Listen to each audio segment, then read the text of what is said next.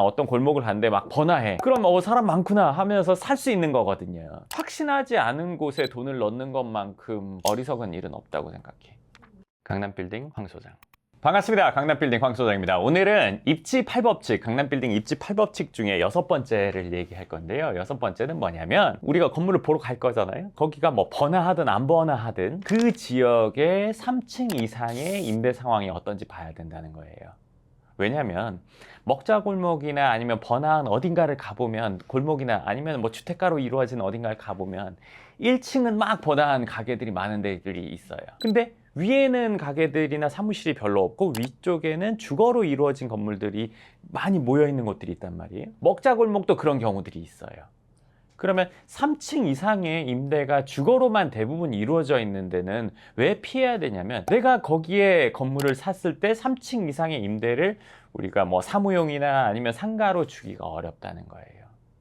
그럼 똑같이 주거로 주면 그러면 주택수에 들어가니까. 지금은 이제 주택에 대한 규제가 많고 하기 때문에 주택으로 임대 주는 거를 지금 꺼리는 시점이잖아요. 그렇기 때문에 건물 전체의 쓰임이 상가나 사무실로 이루어져야 되는데 어떤 지역 갔더니 너무 번화해. 근데 거기에 뭐 위층은 다 주거로 돼 있어. 대부분이 주거로 돼 있단 말이에요. 강남에도 그런 블럭들이 있단 말이에요. 그런 지역들이 있단 말이에요. 근데 여기에 지어놓으면 다른 데는 주거지만 여기는 뭐 잘 될 수 있다 얘기하지만 그 지역에는 위쪽이 상가나 사무실로 임대가 잘 안 되는 지역인 경우가 많단 말이에요. 그렇기 때문에 그런 지역에 뭐 통사옥을 짓는다거나 아니면 내가 근생으로 전체를 임대를 주기 위해서 건물을 짓는 거나 사는 거는 저는 별로라고 생각해요. 이런 것까지 본다면 사실 디테일하고 깊게 보는 거거든요. 왜냐면 보통 사람이 어떤 블럭을 가거나 어떤 골목을 가는데 막 번화해. 그럼 사람 많구나 하면서 살 수 있는 거거든요. 근데 그 윗부분을 반드시 봐야 되는 거예요. 예를 들어서 사람이라고 치면 바지는 잘 입었는데 위는 러닝을 입고 있어. 네, 그러면은 그거는 이상한 거잖아요. 그쵸? 근데 그런 사람들만 많아. 그럼 이 지역에 사는 사람 뭔가 잘못된 느낌을 갖고 거기서 나만 잘 입고 있으면 나만 이상한 사람 되는 거잖아요. 그게 거기가 보편적인 거니까 그거나 비슷하다고 보시면 될 것 같아요. 그럼 무주택자는 그거를 노려봐도 되는 거예요? 나는 그거는 지금은 사실 이 부분이 틈새 시장이라고 생각해. 주택이 없는 분들은 그런 걸 살 수 있지. 그런 것들은 많은 사람들이 찾는 지금 요건은 아니란 말이야. 집이 있으면서 살려고 하는 거기 때문에, 그런 분들이 대부분이기 때문에. 근데 내가 주택이 없어. 근데 이걸 뭐 주택이 있는 거야. 그러면 조금 가격적인 부분에 메리트를 갖고 살 수도 있지. 내가 들어가서 거주할 수도 있고 아니면 임대 줄 수도 있고, 내가 주택이 없으면서 건물을 살 수 있다. 그러면 지금도 좀 유리한 상황이 좀 있다고 생각해. 그러면 애초에 주거용 건물이었다가 밑에 상가가 생기는 경우도 있었을 텐데요. 그치? 연남동 같은데. 그러면은 그게 조금 더 발전되면은 위에도 상가로 줄 수도 있지 않을까요? 홍대나 아. 성수동은 지금 그렇잖아요. 그치. 이제 그게 우리가 부동산 투자할 때 아직 발전되기 전인 곳을 사서 나중에 발전되면은 이제 가격이 오르고 어쩌고저쩌고잖아. 근데 내가 갖고 있는 재테크의 기본 요건은 뭐냐면, 지금도 확실하고 앞으로도 괜찮아야 돼. 지금 미지수야. 될지 안 될지 몰라. 2, 3년 안에 있을지 아니면 2, 30년 뒤에 올지 몰라. 그럼 난 그런 데는 안 해. 너무 안전빵 아니세요?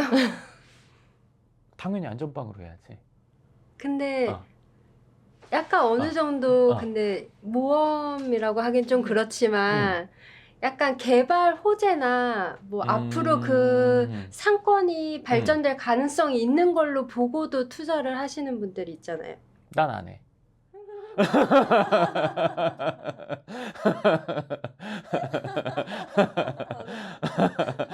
그러니까 내가 강남만 하는 거야. 왜냐면은 지금도 확실하고 미래의 가능성도 있는 거랑, 지금은 애매한데 미래 가능성 있는 거랑, 둘 중에 선택이라면 무조건 전자를 선택할 거잖아. 나는 이 선택을 해.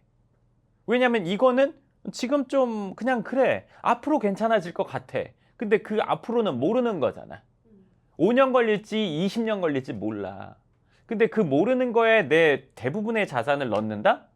그거는 모험이잖아. 20대 때 할 수 있다고 생각해. 30대 초반 할 수 있다고 생각해.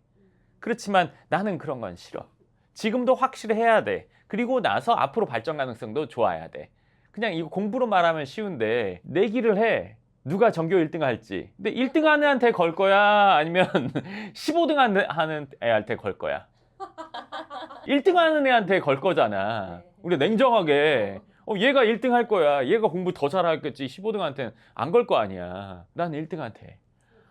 그래야 이게 마이너스 날 일이 없을 거잖아. 재테크라는 걸 생각하는 거에 있어서 기본이 사람들이 이제 10을 15, 20으로 늘리는 걸 생각한단 말이지. 이 부분만 생각해. 나는 두 가지야. 늘리는 거보다 기본적으로 12, 8, 7, 6, 5로 떨어질 가능성이 없고 내지는 최소한인 상태에서 늘어나는 게 재테크인 거지. 떨어질 가능성도 많은데 높아질 가능성도 많아. 이건 도박이지. 그게 이제 모험이라고 생각할 수 있고 미래에 대한 투자라고 생각할 수 있는데 확신하지 않은 곳에 돈을 넣는 것만큼 어리석은 일은 없다고 생각해. 됐어. 누가 됐어. 된 사람 분명히 있을 거야. 근데 그걸 보고 쫓아가서 해? 그리고 됐어. 그 사람이 계속 그런 투자에 성공할 수 있을까? 어느 순간 물려 그거는. 그걸 계속 하다 보면 100% 물리는 시점이 와. 그러면은 돈을 벌었는데 한 번에 물렸어. 그러면 뭔 의미냐 이거야. 이도저도 안 되는 상황이 온단 말이야. 확실한 게 나는 천천히 가는 것처럼 느낄 수 있겠지만 가장 확실한 게 가장 빠른 거라고 보거든. 모르는 걸 하면 안 돼.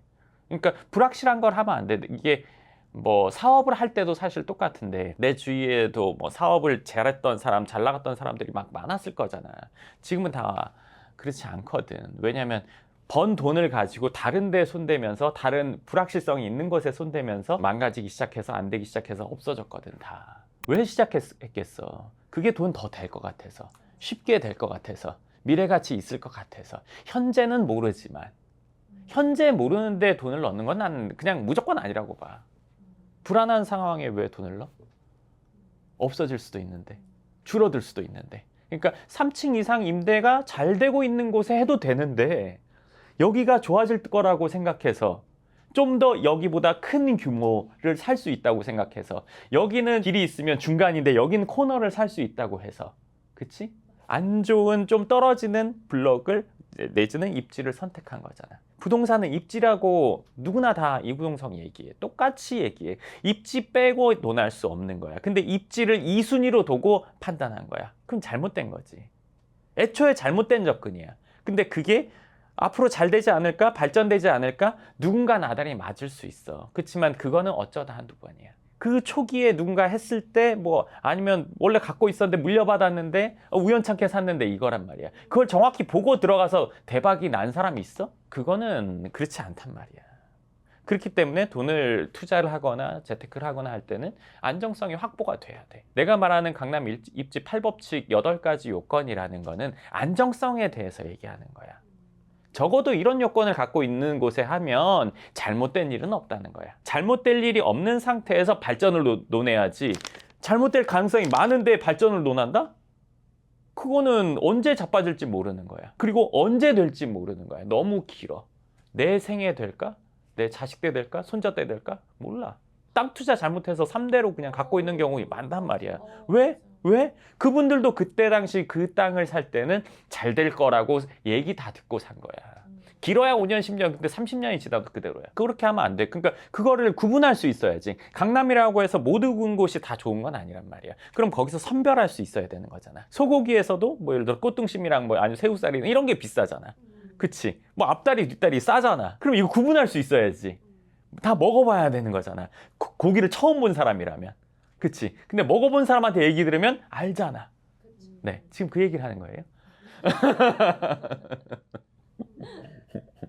그럼 사옥도 이제 주변에 직원들이 편의 생활을 위해서 이제 뭐 먹자골목 근처에 많이 하는 경우도 있잖아요. 근데 먹자골목 초입에는 이제 아까 말씀하신 것처럼 상가주택들이 많은데 그럼 걔네들이 나중에 사옥이나 근생 건물로 발전할 가능성이 큰 거 아니에요? 아, 그거는 이제 질문이 사실은 이렇게 돼야 돼. 먹자골목에 어떤 곳들은 뭐 1층부터 5층, 6층까지 다 상가 뭐 아니면 사무실이나 뭐 이런 것들이 있는 곳이 있고 어떤 곳들은 이제 주택이 자리 잡은 곳이 있단 말이야. 두 분위기가 완전히 달라. 너가 말한 주택이 있는 곳 이런 곳에 뭐 누군가 철거하고 사옥을 지었고 이렇게 되다 보면 여기는 사옥 블럭이 되지 않겠나 이 얘기잖아. 이거 안 돼. 왜냐면 먹자골목에 있는 건물을 철거하고 짓기에는 사옥은 가격이 안 맞아.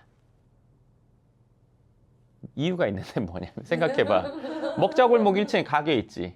2층에도 가게 있는 경우 많아. 지하랑 사무실 임대료보다 상가 임대료가 더 세단 말이야. 4억은 사무실로 쓰는 거잖아. 사무실로 쓰려고 한 건물의 가격과 상가로 쓰기 적절한 건물의 가격, 입지가 똑같다면 같을 수는 없지만 가정에서 얘가 훨씬 더 비싸. 그리고 간단히 생각해봐. 상가가 될 수 있는 곳에 철거를 하고 사무실로 다 쓴다는 건 뭐야? 비싸게 줘서 싼 가치로 쓴다는 거나 똑같지.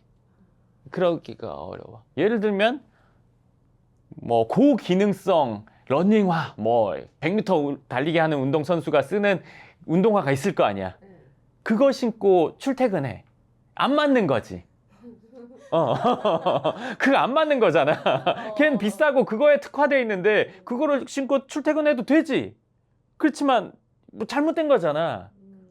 뛰기엔 좋지만 걷기엔 별론 거잖아. 그치? 그리고 일상생활복에 안 어울리는 거잖아. 그거나 같아. 그게 그렇게 될 수가 없어. 상권이 발달하면 거기에 이제 사무실이 이렇게 들어가고 힘들어. 상권이 발달되는데 이면으로 사옥이 들어오지. 이 두 개가 나눠져 있다고 보면 돼. 그러면은 3층 이상의 주거가 있는 건 제가 생각했을 때 대부분 뭐 약간 이면에 이면 이런 쪽일 것 같은데 그러면은 보통은 뭐 100억대 건물이라고 친다면 요즘에 오시는 분들 보면 뭐 현금 100억, 200억, 300억 이상 분들 많이 오시잖아요. 그런 분들은 솔직히 이런 건물 안 보지 않을까요? 아니야, 그렇지 않아. 왜냐면 아까 말한 것처럼 입지가 두 개가 있어. 그러면 얘는 입지가 좋고 얘는 입지가 좀 떨어져. 그 대신 얘는 건물이 커. 그래서 강남에도 돌아다니다 보면은 골목 안쪽에 건물을 크게 지어놓은 곳들이 있어. 맞아. 그래. 건물이 커, 멋있어. 근데 그런 것들을 사옥으로 쓰는 경우도 있고 지어서 임대 주려고 하는 경우도 있단 말이야. 그러면 금액이 예를 들어서 뭐 건물 매매가가 300억이 넘더라도 안쪽에 있는 거를 크게, 안쪽에다가 크게 지을 수 있는 건물을 내지는 위치를 선택하는 경우도 있어. 그렇기 때문에 나는 그거는 아니라고 생각해. 왜냐면 자기 체급에 맞는 위치라는 게 난 있다고 보거든. 자금에 맞는 위치라는 게 있어. 근데 내가 건물을 키우기 위해서 안쪽으로 들어간다? 근데 나는 내가 직접 쓸 거니까 크게 상관없어 하면서 들어간 거는 시간이 지나서 내가 나오거나 이거를 예를 들어서 임대 주거나 할 때 자기가 생각했던 것만큼의 결과가 있기 어렵지. 그럼 그게 어디예요? 그건 얘기해 줄 수가 없지. 왜요? 왜냐면 지도를 펼쳐놓고 알려줄 수 있지만 이건 돈이 되는 정보잖아요. 네, 돈이 되는 정보를 어떻게 그냥 다 얘기할 수가 있어요? 그리고 이제 그렇게 한다면 블럭마다 어느 라인이 어떠저떠다 이렇게 얘기를 해야 되는데 그런 얘기를 한다는 거는 말이 안 되지. 왜냐하면 내가 알고 있는 정보로 인해서 내가 선택을 하는데 경쟁자를 키우는 것과 똑같은 상황이 되는 거잖아. 그러면은 그거를 내가 얘기할 수가 없지. 이런 요건은 알려줘서 본인들이 찾을 수는 있겠지만 그게 어디다 이렇게 얘기할 수는 없지. 상담 때 가끔 소장님이 지도 펼치실 때가 계신데 맞아. 그런 경우는 얘기할 수밖에 없잖아.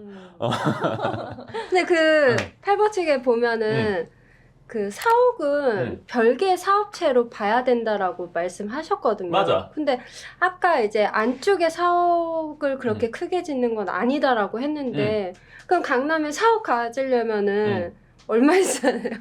대기업만 가질 수 있는 거예요? 그게 예를 들어서 먹자골목이 있고 살짝 안쪽이 있고 완전 주택가 안쪽이 있지.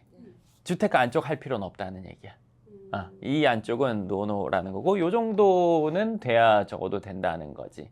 그리고 상권이 크게 없더라도 사옥이 되는 위치라는 게 또 있어. 근데 그 사옥 사이즈에 따라서 워낙에 천차만별이니까 뭐 강남에는 뭐 중소기업도 있지만 중견기업도 있고 아주 큰 규모의 뭐 엔터도 있고 막 하니까 사옥은 얼마다 이렇게 얘기할 수는 없어. 근데 이제 사옥이 기본적으로 되려면 적어도 연면적이 한 200평 중후반은 돼야 돼. 전체 다 합해서 지하부터 맨 위까지 연면적이 200평 중후반은 돼야 이제 사옥이 그래도 임대 나가기가 괜찮아. 그럼 그 정도라고 치면은 100억 초중반은 돼야 돼. 위치가 좀 괜찮다는 가정하에.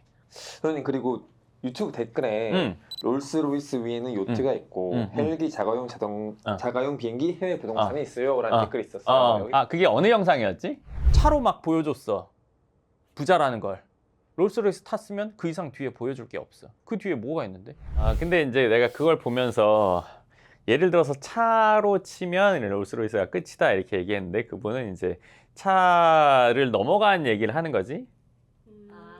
차를 넘어간 얘기를 하는 좀 다른 얘기긴 한데 그럼 그 얘기에 대해서 조금 더 얘기해주면 뭔가 보여주거나 이런 걸로 하려면 차로 치면 롤스로이스 끝이라는 거야. 그 위에 이제 요트도 있고 뭐 헬기도 있고 어쩌고저쩌고. 자, 유튜브에서 요트 보여준 사람 있습니까? 우리나라에서? 요트 보여준 사람 없죠? 헬기 있어요? 없죠? 해외 부동산 있어요? 없죠? 네. 이 세 가지는요, 웬만큼 있어서 보여줄 수 있는 영역이 아니에요. 자, 요트. 요트 제가 다 알아봤었거든요. 예전에, 과거에. 요트 괜찮은 거 사려면 10억은 있어야 돼요. 중고로 사면 5, 6억 있으면 사거든요. 2, 3억짜리는 허접해요. 자, 그러면 요트를 왜 못 사냐 얘기해 줄게요. 요트는요, 사면 유지 관리하려면 한 달에 몇 백씩 들어가요. 계류비도 있고, 청소비도 있고, 그리고 배가 있으면 배 면허가 또 따로 있어야 되겠죠? 배 면허도 따야 돼요. 유지 관리가 또 이게 쉽지가 않아요. 그리고 배는 차처럼 자주 타지 않아요. 우리나라는 1년 내내가 따뜻하지 않잖아요. 그렇기 때문에 여름에 잠깐 탄단 말이에요. 그렇다고 해서 우리나라에서 바다 가까운데 부산밖에 없죠. 그렇죠. 인천에 뭐 크게 뭐 요트 있는 건 잘 없잖아요. 그렇죠. 강남에서 요트, 네, 한강에서 좀 탈 수 있어요. 많이 못 타요. 그리고 제일 큰 거, 요트는요 가격이 그냥 와장창이에요. 그래서 보통 사람이 접근하기 어려워요. 네, 헬기도 제가 알아봤었거든요. 한 2년 전에 헬기도 뭐 괜찮은 걸 사려면 5, 60억은 줘야 돼요. 그러면 그것도 조종 본인이 할 수 있어요. 제가 그거 알아봤거든요. 해외 가서 조종 면허를 따거나 우리나라에서는 그 비행학교인가 뭐 항공학교인가를 다녀야 돼요. 아니면 파일럿이 있어야겠죠. 그렇죠. 그래서 사기가 매우 어렵죠. 요트, 비행기, 뭐 해외 부동산 뭐 사는데 뭐 2, 3억짜리 뭐 허접한 거 뭐 살 수도 있어요. 근데 해외 부동산 산다고 치면 그래도 1, 200억짜리 있어야 뭐 멘토 포지셔닝 뭐 이런 게 될 거잖아요. 그렇죠. 네, 그거 쉬울까요? 우리나라에서도 지금 뭐 건물 사는 거 대출이 이래 저래요 뭐 아는 게 있어요 없어요. 근데 해외 나가서 그거 할 수 있는 사람 몇 있을 것 같아요. 네. 그래서 이 영역은 애초에 얘기를 안 한 거예요. 보통 있어빌리티로 있어 보이는 걸로 자기를 포지셔닝 하는 사람들이 건들 수 없는 영역이에요. 요트 산다고 해서 뭐 제트보트 같은 거 뭐 1, 2억짜리 사가지고 있어빌리티 해봐야 그거는 간지가 안 나거든요. 배가 작아요. 네. 배가 작기 때문에 보통 사람이 근데 그 작은 배를 보고 몇 억이 될 거라고 생각을 안 하거든요. 새 거는 또 엄청 비싸단 말이에요. 그럼 중고에서 한 7천만 원 내외 되는 건요, 배가 그렇게 뭐 있어 보이지 않아요. 요트라고 치면 적어도 10억은 돼야 돼요.